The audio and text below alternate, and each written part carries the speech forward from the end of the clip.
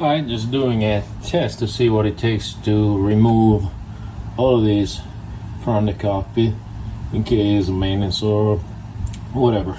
We got two fuel shut-off valves here. They come from the fuel tanks. I'm not sure if I'm gonna keep these or not, but you know, regardless, let's just play with it. So you'd have to close them up. Everything's still loose here, but so you'd have to cut the safety wire here, close them up so the fuel flow is stopped.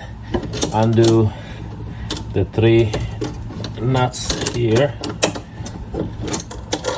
and 1, 2, 3, 4 little bolts that hold this down. There's two bolts underneath, two nuts underneath this plate, and then the whole thing should come out. It's a little finicky, but it can be done.